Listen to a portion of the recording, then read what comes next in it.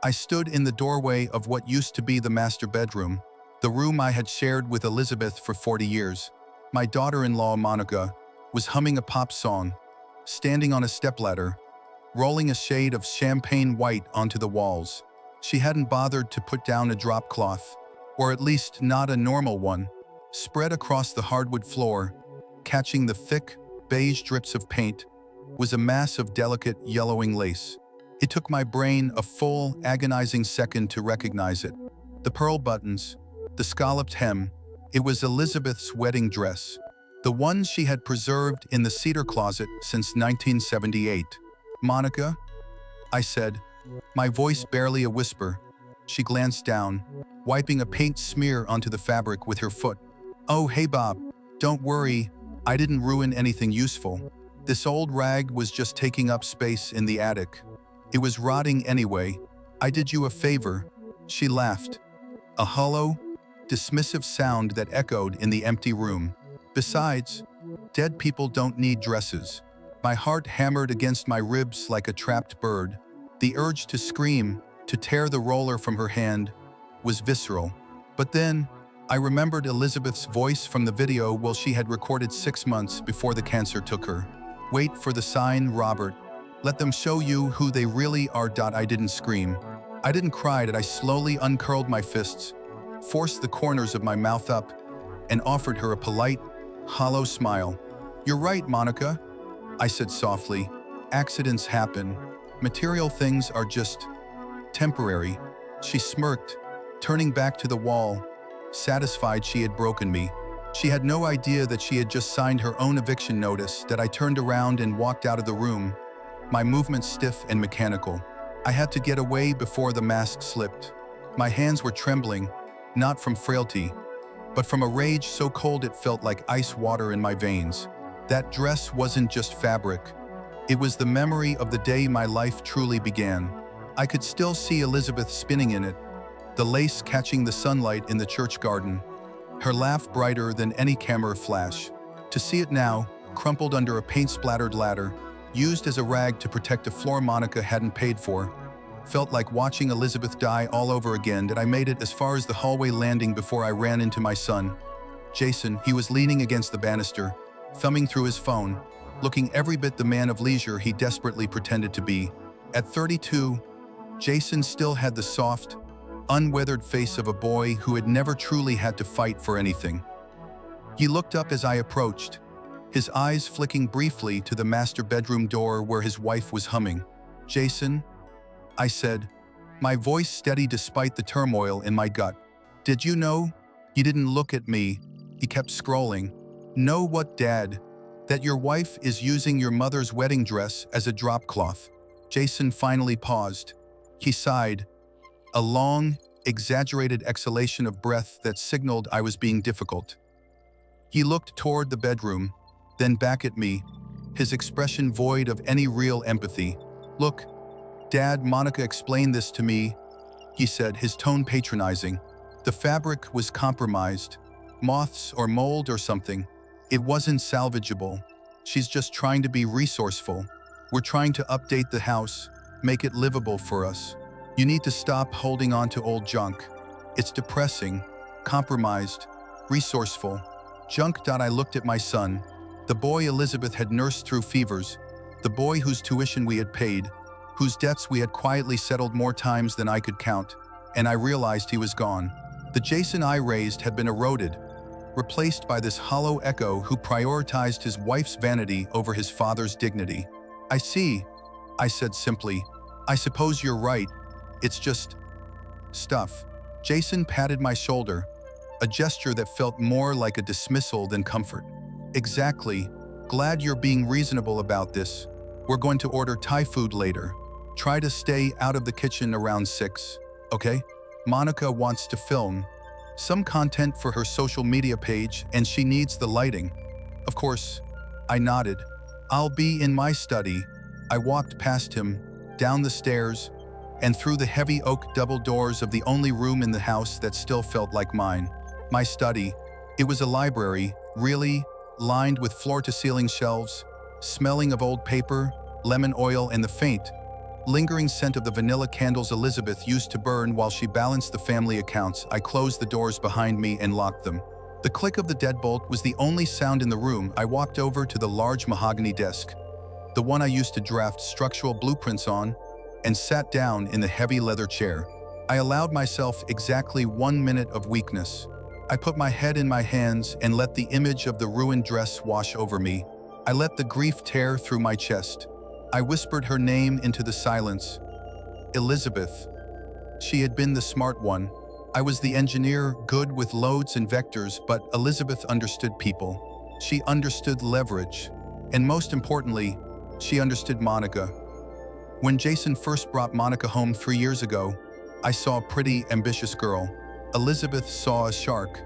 She checks the price tags on the furniture before she looks you in the eye, Robert, Elizabeth had told me one night. And Jason, he's too eager to please her. He'll give her the keys to the kingdom if we aren't careful. I hadn't believed her then. I wanted to trust my son. But Elizabeth didn't leave things to chance. I opened the bottom drawer of the desk. It was locked with a separate key I kept on a chain around my neck, tucked under my shirt.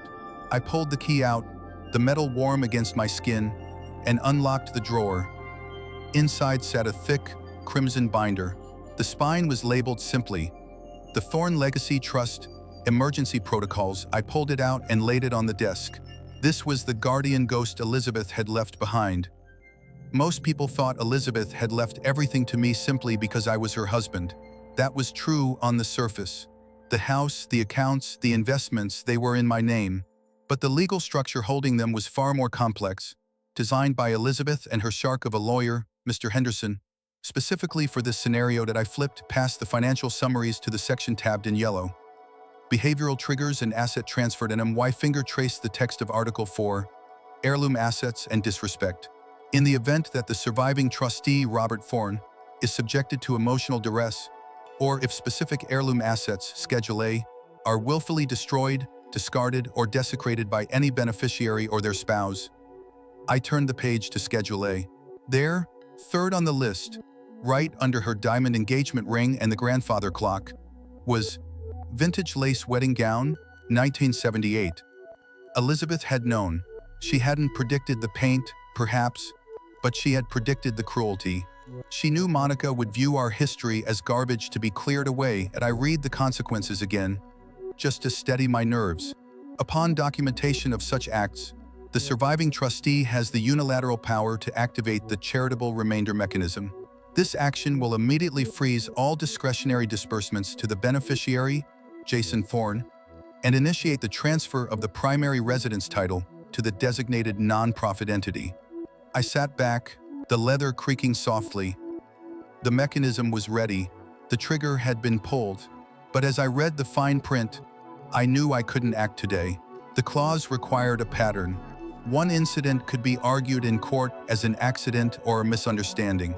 Jason's lawyer could claim I was senile, that I had misunderstood their intentions. To make this stick, to make sure they couldn't fight it, to make sure the house went to the shelter and Jason didn't get a dime. I needed more. I needed total estrangement. I needed them to believe I was completely beaten. I needed to give them enough rope not just to hang themselves, but to build the gallows, tie the knot, and kick the chair away. I had to let them take the study. I had to let them insult me in public. I had to let them think the house was already theirs. A loud thud from upstairs shook the ceiling. Then came the sound of Monica laughing, loud and screeching. "Oops," she yelled, her voice carrying through the vents. "Jason, bring a towel." I spilled the primer. I closed the red binder.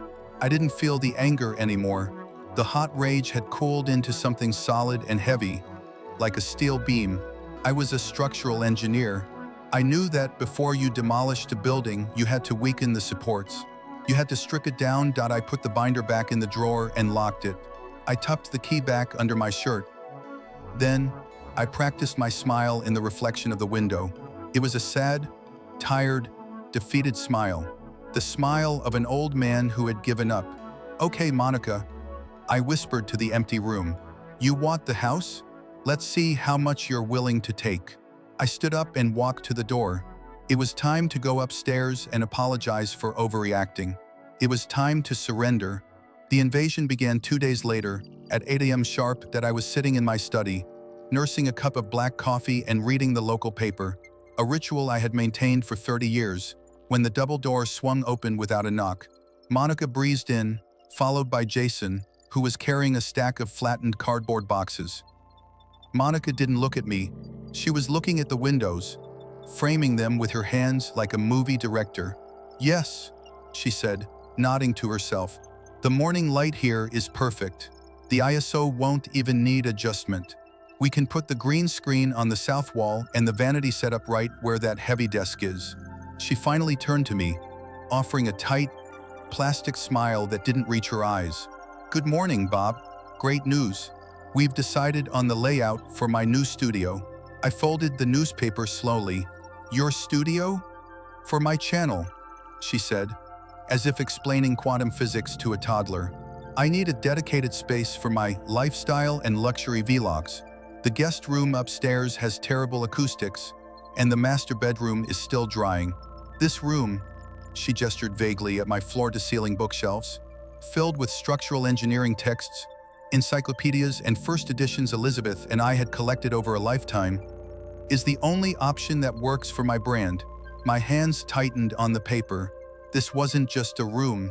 This was where I had designed the city's suspension bridge. This was where Elizabeth had sat in the wingback chair, knitting while I worked late.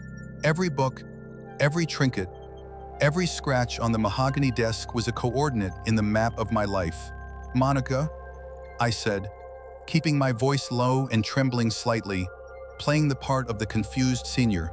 "This is my study. All my papers are here. My computer.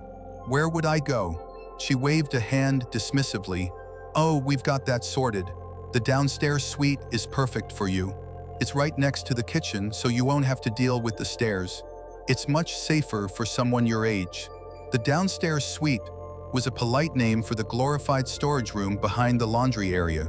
It was small, drafty, and had a single, high window that looked out onto the brick wall of the neighbor's garage. I looked at Jason. He was avoiding my gaze, staring intently at the roll of packing tape in his hand. "Jason," I asked. He shifted his weight, looking uncomfortable. "It makes sense, Dad. Monica's channel it's taking off. She needs a professional backdrop. And really, do you need all this space? You mostly just sit here. You mostly just sit here."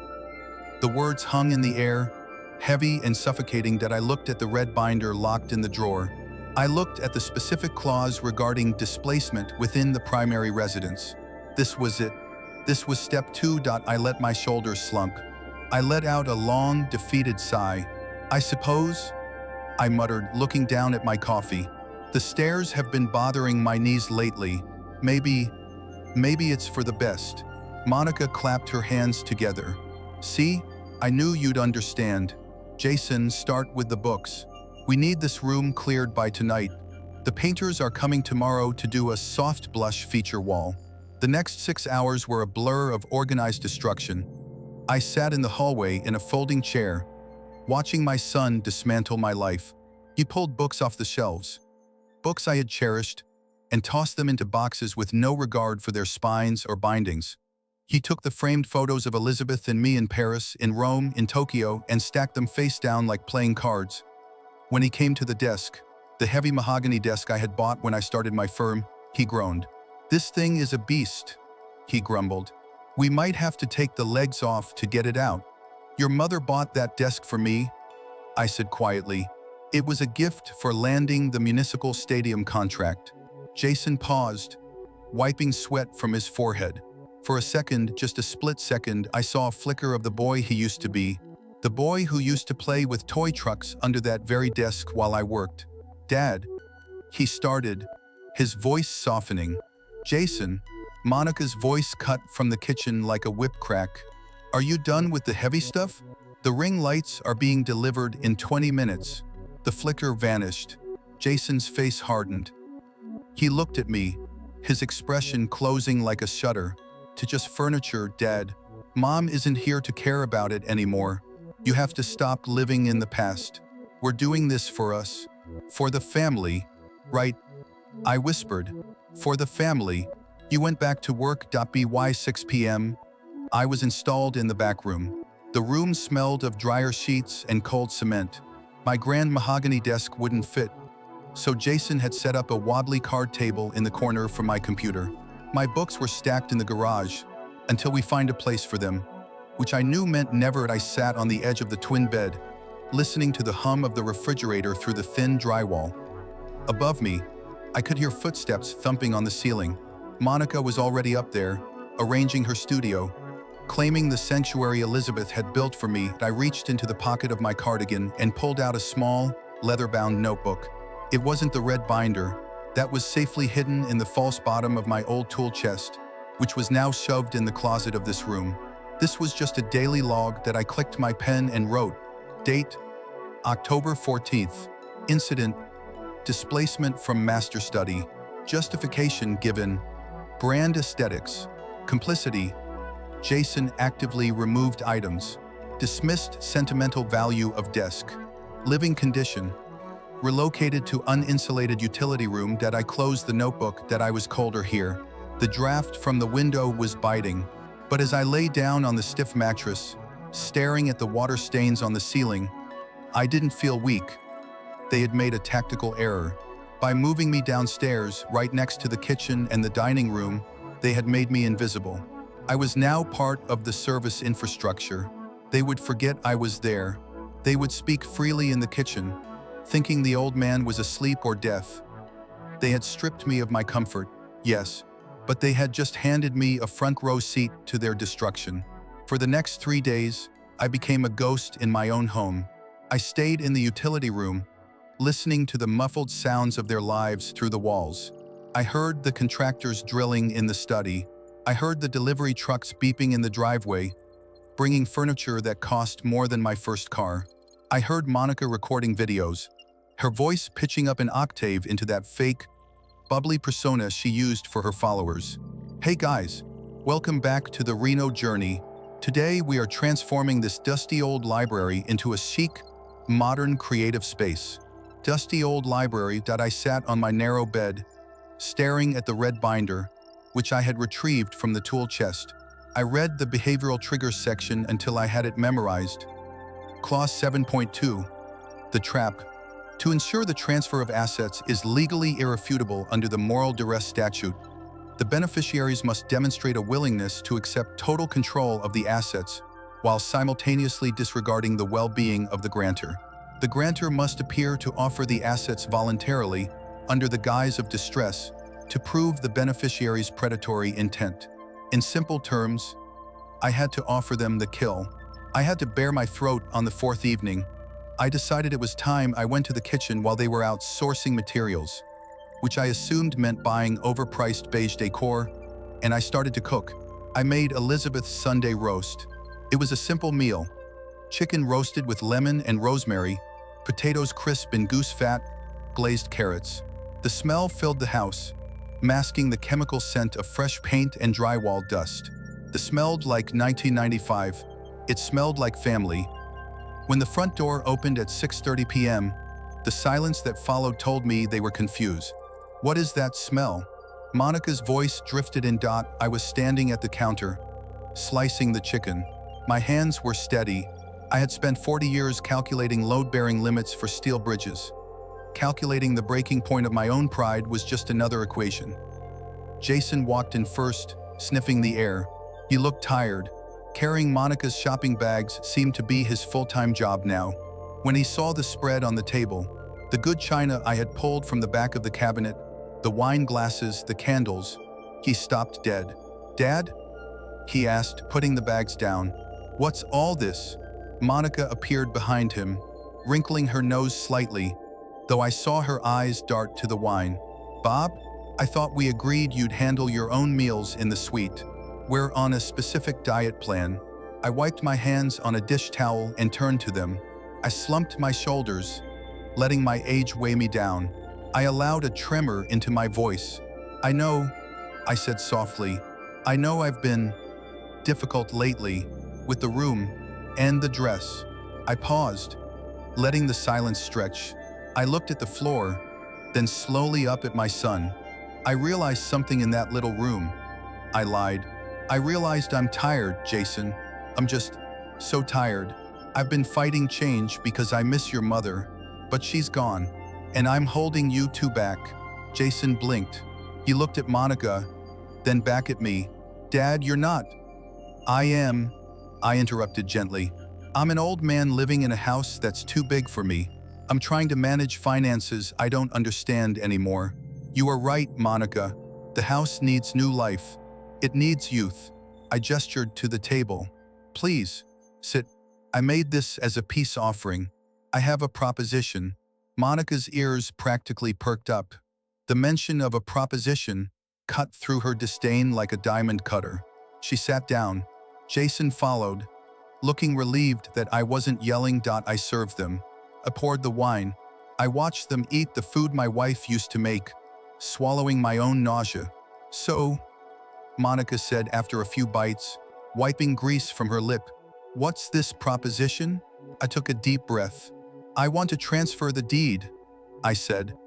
The fork froze halfway to Jason's mouth. The deed? You mean the house? The house, the accounts, the investment portfolio, I said, listing the items I knew they coveted most. I want to trigger the inheritance now. I don't want to wait until I die. I want to see you enjoy it. The room went dead silent. I could hear the refrigerator humming. I could hear the greed practically vibrating off Monica's skin. Bob, she said, her voice dropping to a faux sympathetic whisper. Are you sure? That's a huge decision. I'm sure, I said, staring into my wine glass. I just have one condition. Anything, Jason said quickly, too quickly. I don't want to worry about bills anymore. I don't want to worry about taxes or maintenance. I just want to live here in my little room and rest. If you take ownership, you take all the responsibility. You take care of me. Just let me stay. It was the perfect bait. I was offering them millions of dollars in assets in exchange for a room I was already sleeping in. Monica reached across the table and covered my hand with hers. Her palm was cold. Oh, Bob, she cooed. Of course, we're family. This is your home. We would never kick you out. We're doing this for you, so you can relax. Thank you, I whispered, forcing a tear to pool in the corner of my eye. There is one logistical thing. The trust structure is complicated. Elizabeth set it up that way. To transfer the title, it has to be done formally. My lawyer, Mr. Henderson, has the papers. Mr. Henderson, Jason frowned. That old guy? Can't we just use our lawyer? No, I said firmly. He holds the original trust documents. It has to be him, and I want to do it soon, before I change my mind. Monica's eyes narrowed, calculating. How soon? You mentioned you were having a party, I said. To unveil the studio? Maybe we could do it then. A celebration of the new ownership. A passing of the torch. I watched the idea bloom in her mind. I could see the headlines she was already writing for her social media. Selfless father-in-law gifts us dream manor. Generational wealth. The ultimate unboxing. It appealed to her narcissism perfectly. Public signing. An audience. That's a beautiful idea, Bob, she said, squeezing my hand tight enough to hurt. We're planning the grand reveal for 2 weeks from Saturday. We've invited, well, everyone. The tennis club, Jason's partners, my entire network. Perfect, I said. I'll call Mr. Henderson tomorrow. I'll tell him to bring the papers to the party. To family, Jason said, raising his glass, looking more relaxed than I had seen him in months. To family, I echoed that I didn't drink. Later that night, after they had gone upstairs to celebrate, I could hear the champagne cork pop. I went back to the utility room. I took out my burner phone, a prepaid device I had bought with cash at the convenience store, so the charges wouldn't appear on the shared statements Monica monitored. I dialed a number I knew by heart. Henderson. A gruff voice answered on the second ring. It's Robert, I said. They took the bait. There was a pause, the rustle of papers, and the sound of a heavy sigh. You're sure about this, Robert? Once we do this, there's no going back. The Cinderella Protocol is a nuclear option. It will destroy Jason's financial future. Jason destroyed his future when he let his wife use Elizabeth's wedding dress to wipe her feet, I said, my voice cold and hard in the darkness. He stood there and watched Charles. He watched her strip my study. He put me in a utility closet. Understood, Henderson said. His tone shifted from lawyer to old friend. I'll draft the documents, the real ones and the dummy ones for the ceremony. I'll be there at the party with the notary. Make sure you bring the recorder. I added, I always do. Stay strong, Robert. 2 more weeks. I can do 2 weeks, I said. I've been waiting 40 years to see if my son would become a man. I guess I finally got my answer. I hung up and hid the phone in the lining of my winter coat. The next 2 weeks were a strange purgatory. The dynamic in the house shifted. Monica stopped ignoring me and started treating me like a pet. She would pat my head when she walked by. She asked my opinion on paint colors, then ignored my answer with a smile. She even featured me in one of her Instagram stories. Look at sweet Grandpa Bob, she said to the camera, panning over to where I was sweeping the kitchen floor. He's just so happy to be helping out. We're so blessed to be able to take care of him in his twilight years. I smiled at the lens. Blessed? I repeated. Every time she humiliated me, every time Jason walked past me without making eye contact, I mentally added a 0 to the check I would never write them. The house began to fill up with flowers and catering equipment. The grand reveal was shaping up to be the social event of the season. Monica spent thousands on champagne, a string, quartet, and a custom ice sculpture of a swan. She was spending money she didn't technically have yet, banking on the transfer I had promised that I kept to my room, reading my structural engineering books by flashlight, plotting the demolition. The night before the party, Jason knocked on my door.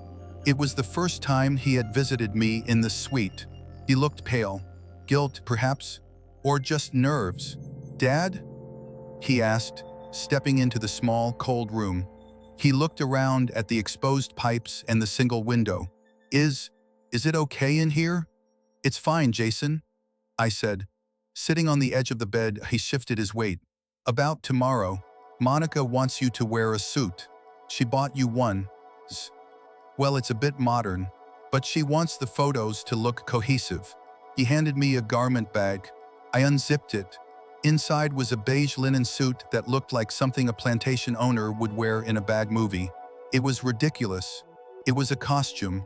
She wants us all in neutrals, Jason explained, looking at his shoes. I see, I said. And the signing? Is that still on the schedule? Yeah, Jason said. Right after the speeches. 8 p.m. Mr. Henderson confirmed he's coming. Jason lingered for a moment. He looked at me, and his mouth opened, then closed. I waited. I waited for him to say, Dad, this is crazy. Keep your house. We'll move out.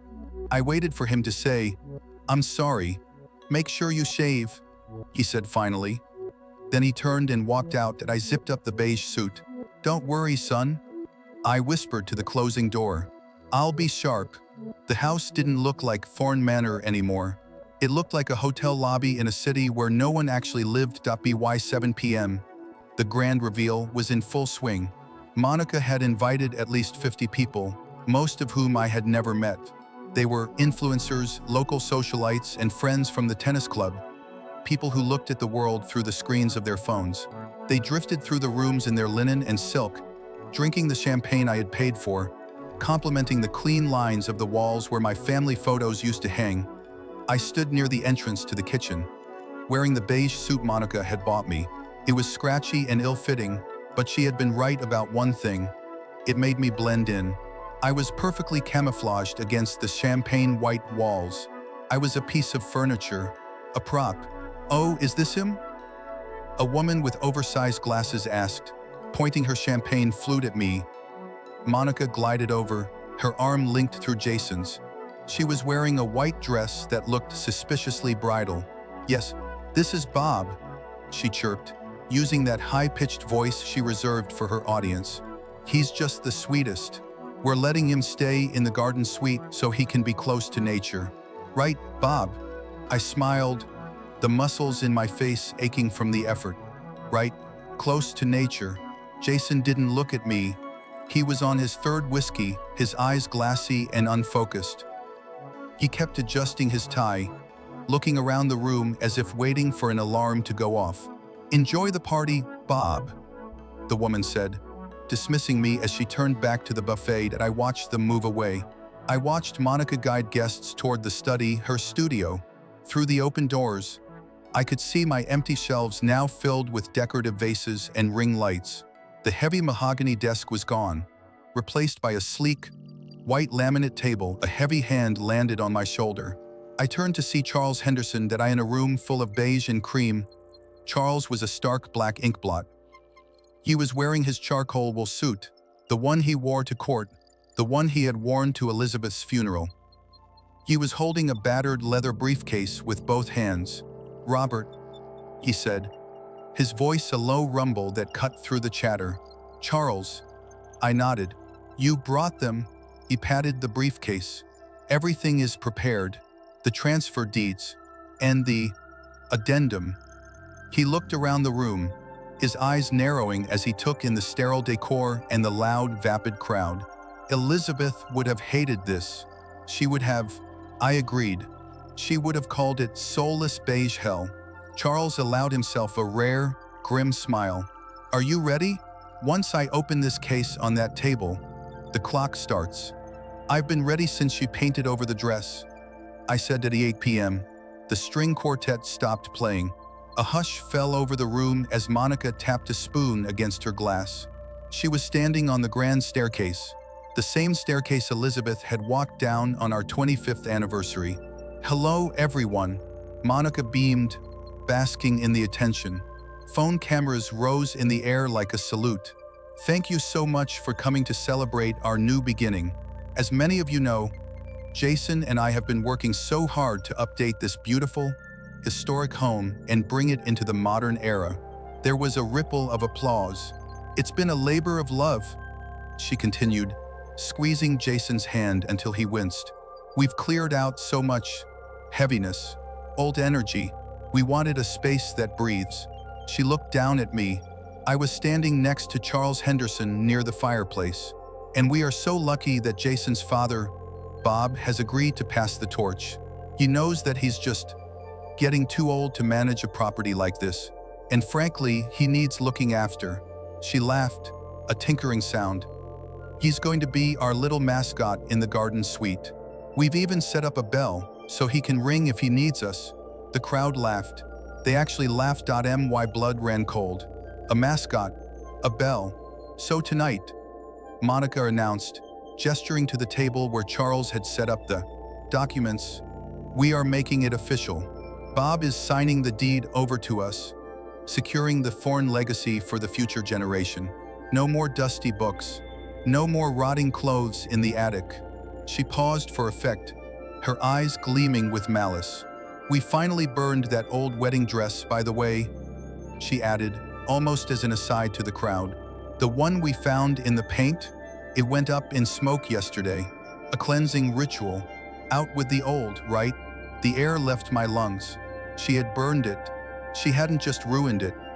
She had incinerated it. That I looked at Jason. He was staring at his shoes. He knew. He had let her do it. "Out with the old." Someone in the back cheered. "Jason, come on," Monica said, pulling him toward the table.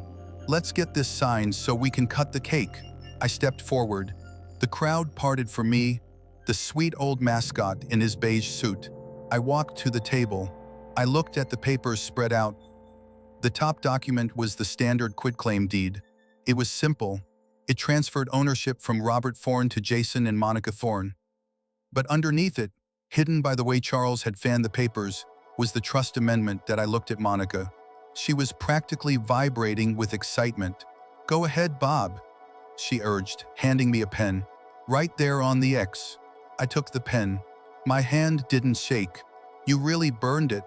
I asked softly, just for her and Jason to hear. "Oh, Bob, let it go," she hissed through her smile. It was garbage. Sign the paper. I looked at Jason. And you, son? You agree? It was garbage? Jason looked at the waiting crowd, then at his wife, then at the house he wanted so badly. Just sign it, Dad, he muttered. Please, don't embarrass us. Okay. I said that. I leaned down, but I didn't sign the deed. I reached past it to the document underneath, the one with the header irrevocable activation of charitable remainder. I looked at Charles. He nodded once. Actually, I said, my voice rising loud and clear, silencing the room. I don't think I will. Monica froze. Excuse me?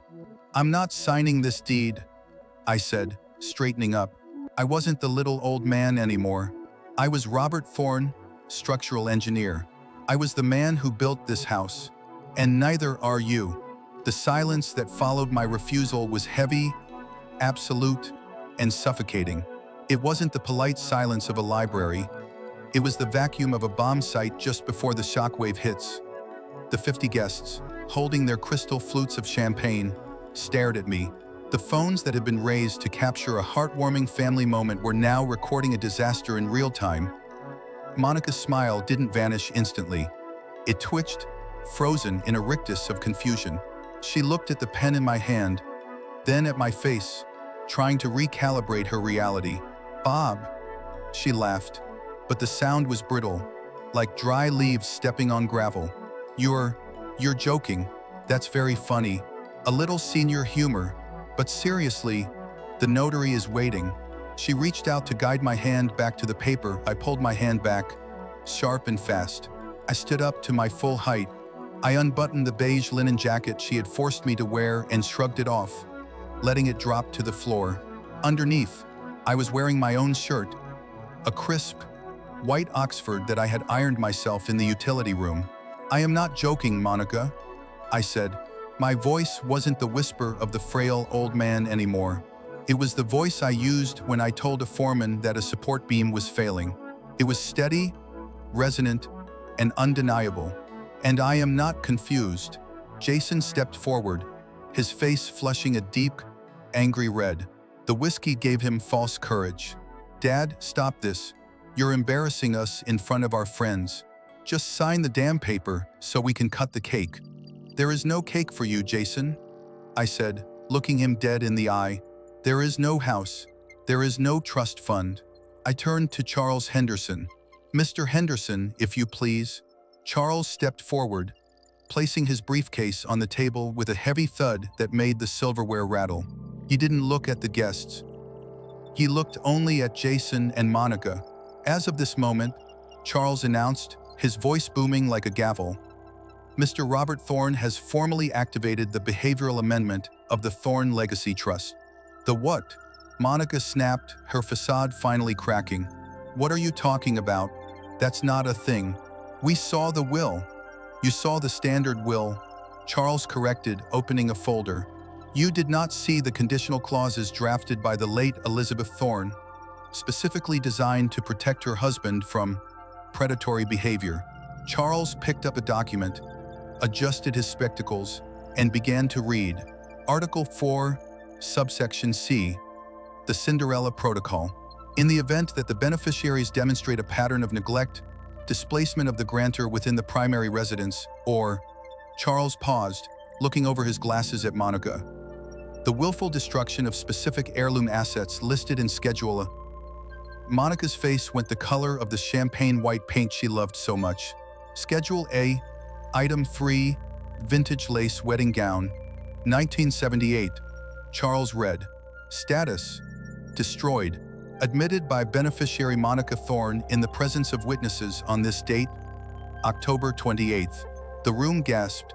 I saw a few of the influencers cover their mouths. The comments on their live streams must have been exploding. You can't be serious, Jason stammered.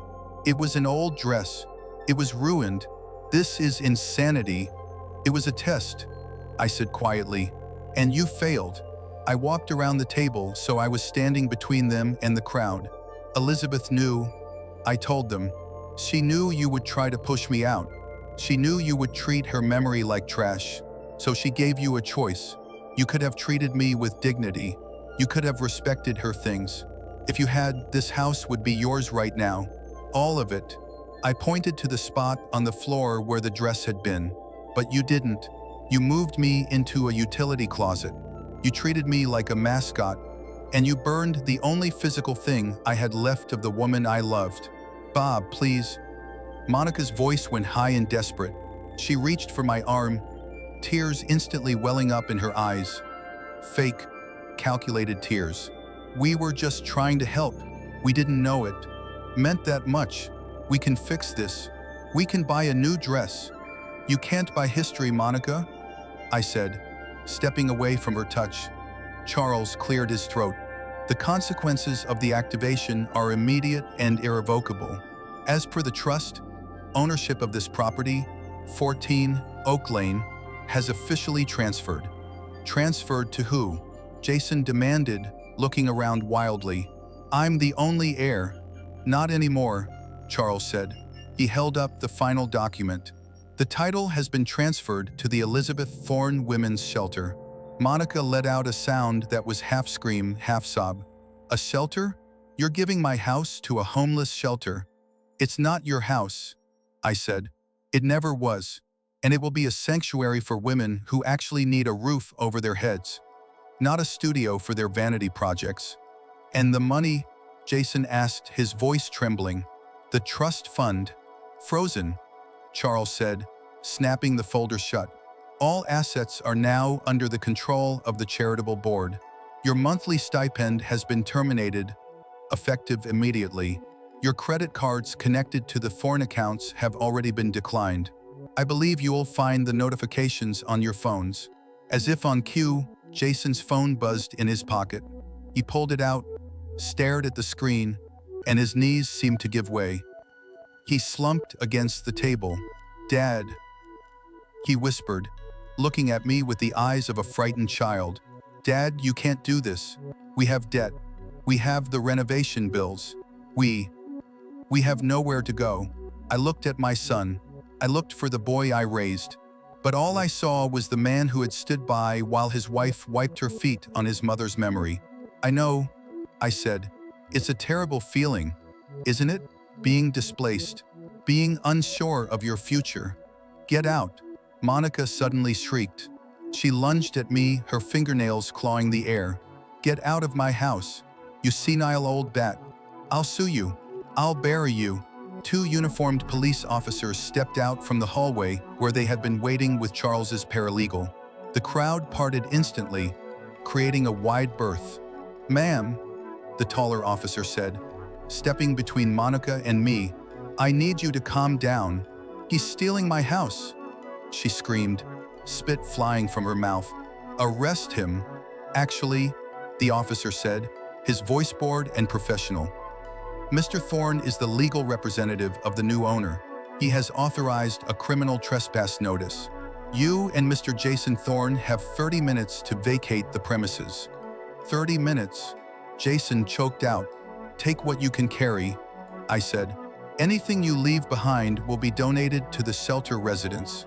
Monica looked around the room, her eyes darting from the guests to the police to me. She realized the audience was still watching. She realized her reputation, her brand, was dissolving in real time. This isn't fair, she wailed, stomping her foot like a toddler. I spent months on this decor, the champagne white walls, the lighting. The shelter will appreciate the fresh paint, I said. Now, if you'll excuse me, I'm going to go to my room, the quiet one. I turned my back on them. Behind me, the chaos erupted. Monica was screaming at the police. Guests were shuffling toward the door, whispering, trying to escape the blast zone. I heard the sound of glass breaking, probably Monica throwing a vase. I didn't turn around and I walked through the kitchen, past the cooling roast chicken I had cooked to bait the trap, and down the hall to the utility room. I opened the door and sat on the narrow bed. I could hear them upstairs, running around, shouting, dragging suitcases across the floor. I heard Jason begging the officer for more time. I heard Monica cursing Elizabeth's name. I reached into my shirt pocket and pulled out a small, wallet-sized photo of Elizabeth. It was from our honeymoon. She was laughing, her hair wind-blown, her eyes full of light. We did it, Liz, I whispered, my thumb tracing her face. The ghosts are gone. I sat there in the dark, listening to the sound of my son and his wife being removed from the house they tried to steal. It didn't feel like victory. It didn't feel like joy. It felt like surgery.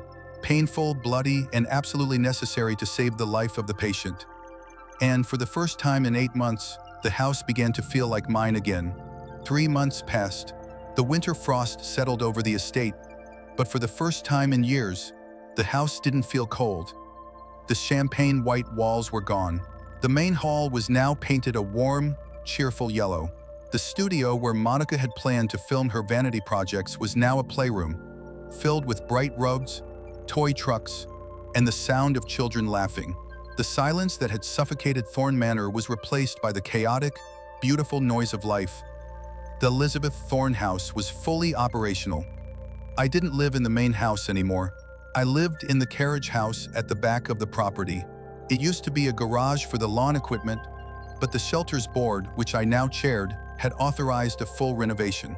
It was small, cozy, and filled with my books. My mahogany desk sat by the window, looking out over the garden. I wasn't the mascot anymore. I was the caretaker. I fixed the leaky faucets. I repaired the broken dollhouses. I taught the older kids how to build bird feeders. I was useful. I was respected. One Tuesday afternoon, a gray, sleeting rain was falling, turning the driveway into a river of slush. I was in my workshop, sanding down a chair leg, when the intercom on the wall buzzed. Mr. Thorne. It was Sarah, the shelter director. Her voice sounded hesitant. There's a man at the front gate. He says he's your son. He won't leave. I put down the sandpaper. I dusted off my hands. I had known this day would come. I'll handle it, Sarah. I said that. I put on my coat and walked out into the rain. The walk to the main gate was long. I passed the swing set where 2 little girls were playing in puddles, shrieking with joy. They waved at me. Hi, Mr. Rob. I waved back. When I reached the heavy iron gates, I saw a beat-up sedan idling on the shoulder of the road. Leaning against the bars, shivering in a thin windbreaker, was Jason. That he looked 10 years older. His face was gaunt, unshaven, and gray. The arrogant posture was gone, replaced by a slump of defeat. When he saw me approaching, he straightened up, a flicker of hope lighting his eyes. Dad, he called out, his voice cracking. Dad, please open the gate. I stopped a few feet away, on the dry side of the fence. I didn't press the button to open it. Hello, Jason. I said. That he gripped the iron bars. His hands were red from the cold. Dad, I've been trying to call you. My number is blocked. I know, I said. I blocked it. He swallowed hard. Dad, look, I know I messed up. I know, but she left me. Monica left me. I didn't say anything. I just watched him. She took the car, he continued, the words tumbling out in a rush. She took the joint account.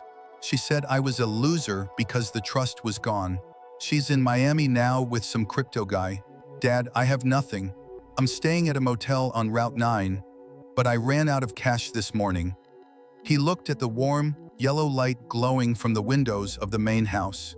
Can I come home? Just for a while? Until I get back on my feet? I can help you. I can help with whatever this is. This is a shelter, Jason, I said calmly.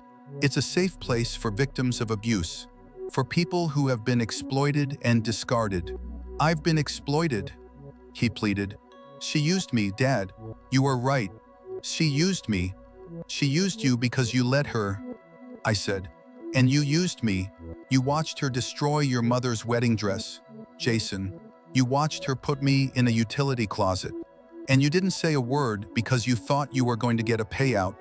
I was scared, he whispered. I was trying to make her happy. You made your choice, I said. You chose your wife. That's what a husband is supposed to do. But you forgot that you were also a son. I reached into my pocket. I didn't pull out the gate key. I pulled out a small, laminated card. I slid it through the bars. He looked at it. It was a card for a men's workforce reentry program in the city, about 40 miles away. They have beds, I said, and they have job training. If you show up sober and willing to work, they'll take you in. Jason stared at the card, then back at me. The realization hit him. The gate wasn't opening. The fake reconciliation was over. The real one wasn't coming. "You're really going to leave me out here?" he asked, tears mixing with the rain on his face. "I'm your flesh and blood.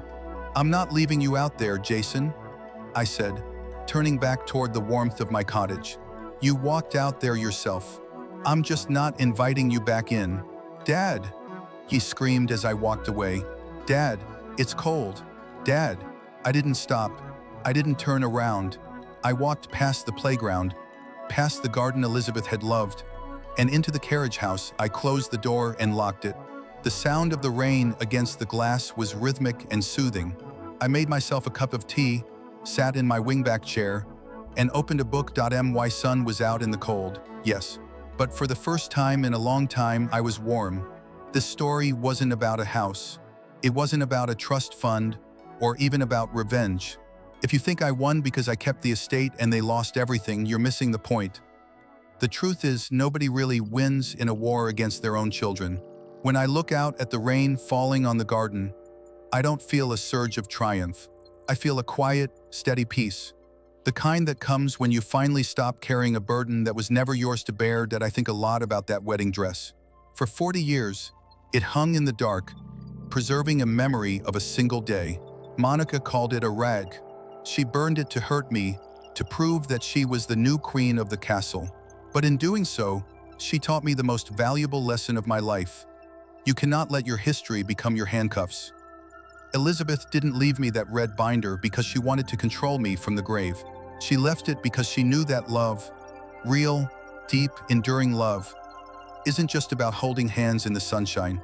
It's about building a shelter for the storm you hope never comes. She knew that there are people in this world, sometimes even people we share blood with, who see kindness as a weakness to be exploited. She didn't want me to be helpless. She wanted me to be prepared. There are so many of you watching this right now who feel like I did in that utility room. Maybe you're being pushed into the corner of your own life. Maybe you're being told that you're too old, too slow, or too difficult, simply because you exist in a space someone else wants. Maybe you're staying silent to keep the peace, swallowing insults like broken glass just to see your grandchildren or to avoid a fight. I want you to hear me. Silence is not a strategy. It is a slow surrender. We are told that as we age, we should step back. We should fade away. We should be grateful for whatever scraps of attention are thrown our way. But dignity does not have an expiration date. Respect is not something you trade away in exchange for a bed in your own home. If there is a Monica in your life, someone who smiles while they strip away your self-worth, someone who values your assets more than your soul, do not wait for them to change. They won't. You have to draw the line. You have to be willing to be the bad guy in their version of the story so you can be the hero in yours. My son is out there somewhere, learning the hard way that character is the only currency that matters when the bank accounts freeze. I hope he finds his way. I really do. But I cannot set myself on fire just to keep him warm. Elizabeth's dress is gone. The champagne white paint is gone. But the house is full of life again. It protects people who actually need protection. That is a legacy worth fighting for. So look in your own drawers. Find your own red binder. Check your boundaries. And remember, the quietest person in the room is often the one you should fear the most, because they are the ones who are listening, watching, and waiting for the right moment to speak. If this story touched something in you, please share it. Send it to a friend who might need a reminder of their own strength. Leave a comment below. I read them all. Tell me, have you ever had to stand your ground against family? How did you find the courage? Your story matters. Your dignity matters. And you are never, ever too old to demand the respect you deserve. Thank you for listening. Take care of yourselves and take care of your legacy.